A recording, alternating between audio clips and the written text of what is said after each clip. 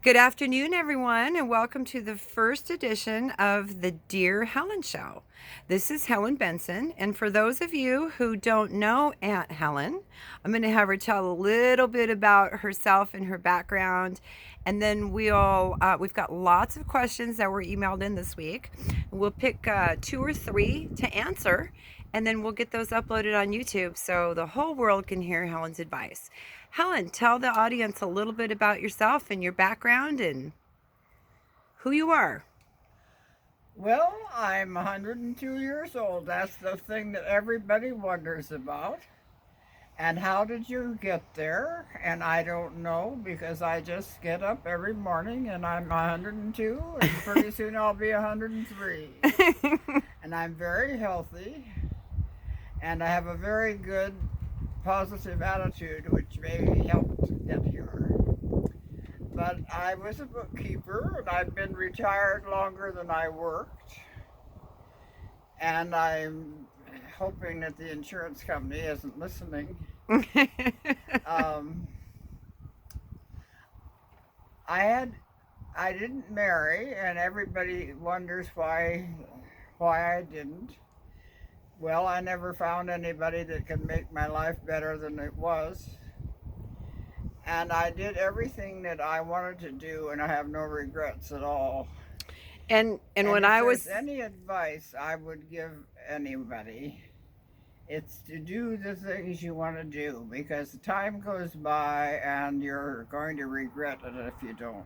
I think that's wise advice. When I was a young girl, I always called you and you always gave me the best advice, whether it was over a boy or my parents or anything. You always had the best advice and you're a good listener. So I hope that we'll be able to answer some questions for some of our audience members. Do you want to go ahead and start taking some questions? Okay. Okay. Well, here's the first one, and this is about health. So the question is, Dear Helen, what kind of healthy lifestyle tips do you have? Do you have any rules that you follow every day? Signed, I should have thought about this sooner. Well, I can't really give good advice because I didn't follow it myself. For the first 50 years, I lived on hamburgers and bacon and eggs, and I don't think I ever ate a vegetable. And somehow I got into the healthy food attitude about that time, and I've been eating healthfully ever since. And one thing, I don't smoke or I don't drink. I don't object to them, but I don't care about them. I get plenty of sleep, and I have a very positive attitude. I wring my hands a little bit about the government and other people, but I let it pass and forget about it, and I don't fret over things. When you were younger, did you feel stress about things or were you pretty stress No, free? I was not interested at all in the government. I was very self-involved, and till I was about, well, till I was retired, really. I thought about what I wanted and how things affected me. I didn't think about the world much at all. So I think that's good advice then for our audience member that's seeking health tips. She's middle aged, so she's just wondering if it's too late. And it sounds like anytime you want to start living healthy is No. good. And I think when you're older, you have to be a little temperate in things. You can't overdo anything, and that means eating or exercising or partying or whatever you do. You have to cut it back. Okay, I think that's good. When I was young, I could get by on 3 hours sleep a night, but I can't do that anymore. Well, our next question, this one is signed Seeking Happy. So, Dear Helen, what made you happy and how did it make you happy?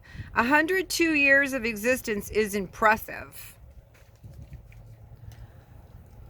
I think I can't answer that honestly because everything made me happy.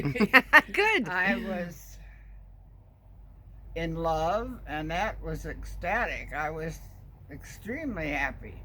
But that also brings a certain amount of pain because you fret and worry and stew and does he really like me? And another thing, sometimes I was happy just to look at the sky and the trees and just to be alive. And my family made me happy. I was very lucky to have a good, warm, loving family, and I never felt lost or I never felt bewildered. I had good friends, and um, I don't know. I think I accept things maybe more than some people do. And I feel it's something that's just going to pass that I can't do anything about. Or if I can, and if I make a mistake, I try to atone for it or get it out of the way so it doesn't hang near. I had a friend, a very dear friend. We had a little argument one time, and we didn't speak for several weeks. And finally, I just thought I'll call her up and say, "How are you?" And I did, and it was gone. The problem was gone. But you can't hold grudges, or you can't judge other people by your own self because you're not the same. It's true. No two people are. I think that's very sage advice. Okay, our last question for today. This comes from a viewer who signs collecting all the advice I can get. So it's from a young mom. She has 3 children. And she wants to know what are the most important things she should teach her kids beyond academics, because she believes there's more to just academics to learn in life. What is your advice on that? Well, I didn't have children, so I'm a very good person to give advice. My mother used to tell me that because I told her how to raise my sister. Mm. And my sister was 10 years younger than I was, so I was always telling my mother how she should do it. Well, my mother never said, "Well, I raised you," but I did have a wonderful mother. And I used to watch her do things. I watched her cook and I watched her clean, and I learned. She didn't teach me, she never taught me. But I just learned by watching what she did. And also, she left a very good, well, what I think is she taught us good things, but she never told us what to do. You don't gossip. You don't bring home tattletales. If you get in a fight, you fight it yourself. You don't go home and say, go whip somebody. And I think that she taught self-reliance and to figure out your own problems. And she never, ever said what I should do. She got very upset with some of my choice of dates when we got into that, but she didn't ever say no. She wouldn't lie for me. One time, I made a date with a guy that was from New York, and he had a convertible. Oh. Well, this was, well, everybody wanted to go out with him, but I got to go out with him. And she said, "No, you can't go. You don't know him." And I said, "Well, I already told him." And she said, "No, you have to know him better or have someone speak up for him." So I said, "Well, you tell him I'm not home." And she said, "No, I won't lie for you. You tell him." And so I said, "Well, I won't do it." And I went into her bedroom, which was on the first floor. And he came. She went to the door. And he said, "Is Helen here?"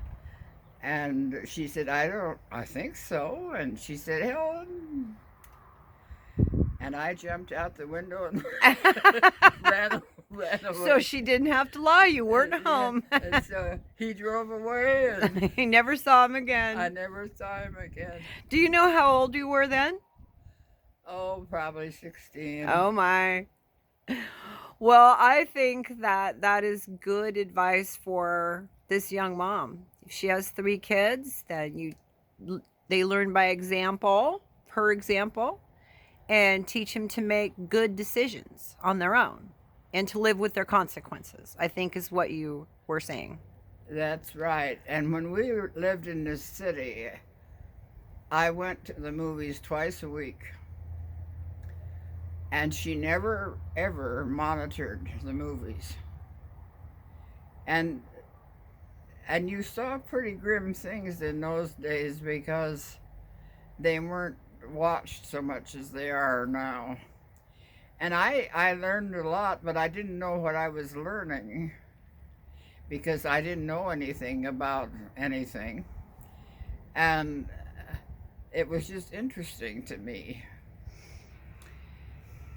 And I think the theater was my education, really, because I learned at that time movies always came out, the good guy won. Mm-hmm. And if you got shot, you never died. It just happened. But anyway, I learned just by watching. That's one thing people should do, adults, is think about what children are seeing. Yep. Because children see a lot. They do, and they pay attention to everything. That's true. And parents, they think they don't see it, or relatives, but they do. I agree. Well, Helen, thank you for today's first segment. We're going to get this posted tomorrow on YouTube. Do you have any final closing words for our audience? And we'll answer 3 or 4 more questions next week too. We'd like to do this once a week. Well, eat a lot of peanut butter and get sleep. Okay. Thanks, Helen. We'll see you next week.